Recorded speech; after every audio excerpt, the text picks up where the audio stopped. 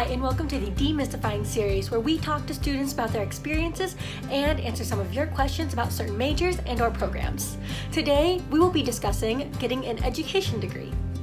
Hi, my name is Maddie Corcoran. I just graduated from Point Park University in 2021 with my bachelor's in secondary social studies education and adult certification in special ed. So I'm certified to teach grades 7 through 12 in social studies as well as special education.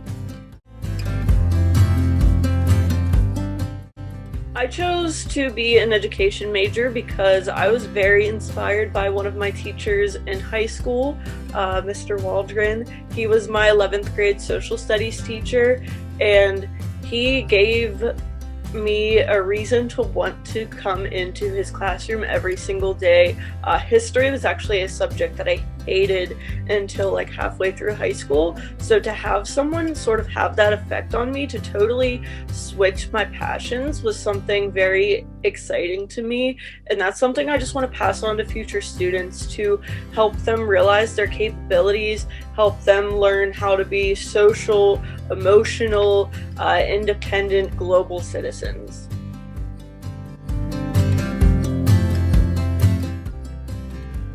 To become a teacher, you just need your bachelor's degree. Some schools do require a master's degree, so I am going to obtain my master's in the future so that I could work at some of those schools, fingers crossed. But in terms of getting your master's, or in terms of getting your bachelor's, you just need to get your teaching degree, of course, and you need to pass a few exams. The exams I had to take included the Praxis 2 exam for social studies content knowledge, which included geography, US history, world history, economics, and psychology. And I also had to take, for my dual certification, the PECT exam, which was for grades 7 through 12 for different special ed topics.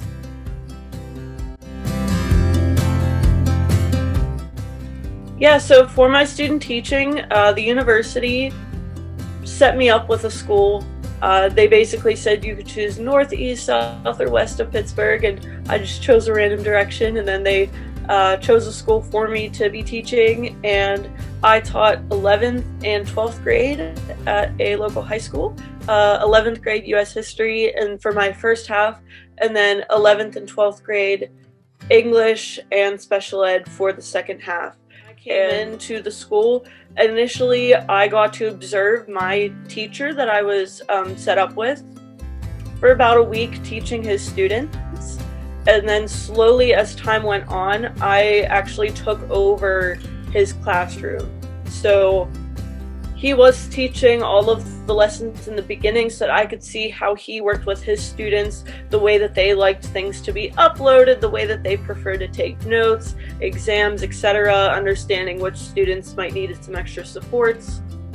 And then from there, I was able to have that classroom, have that group of kids as my own to teach and to instruct. Something I realized when doing my student teaching is that every single day this happens is you feel so much more confident by the end of the day than you do in the beginning. You're always able to change what you initially had planned because not everything is always going to go as planned. I know some days I would come in, I would teach first period, and then I would realize I didn't really like the way I did that. And then come 10th period, I'd have almost a completely different way of teaching what I had taught. So it's a matter of really teaching yourself and learning what works best for you and for your students throughout the entire process.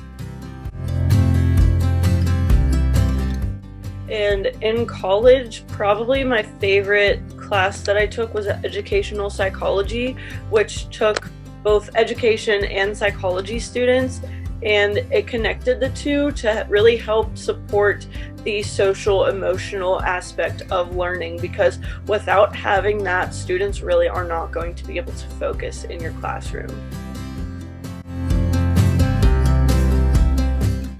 As an education major, one of the big challenges is trying to find time in your schedule to set aside for observations and field experiences. That is one thing that is required of education majors, to go out into the field and to be able to see different forms of teaching and different classrooms. And during the school day, those hours are a bit strange when you're not actively a teacher and you're trying to go to your college classes, maybe trying to have a job. So it's a matter of messaging teachers in different school districts, seeing who's able to take you in, trying to set up that time, and then set time apart to be able to go into those classrooms, to be able to have those experiences. So it's a lot of time management as a student. And something I've noticed that changed a lot with COVID was how much online information was being used. It was already a huge thing to have, these online classrooms, posting assignments, quizzes online, but now it has become so much more. During my student teaching, the school that I was teaching at was hybrid model, so about half of the students were virtual and about the other half were physically in the classroom. So being able to speak to the kids in front of me and move to the computer back and forth was something that was difficult, but I'm sure that it's going to continue to be a process of having both virtual and in-person students. So just ensuring that I'm able to reach the needs of all my students is something that, is important to me, but it's also something that I'm glad that I had the experience of during student teaching, so that I could get that right off the bat.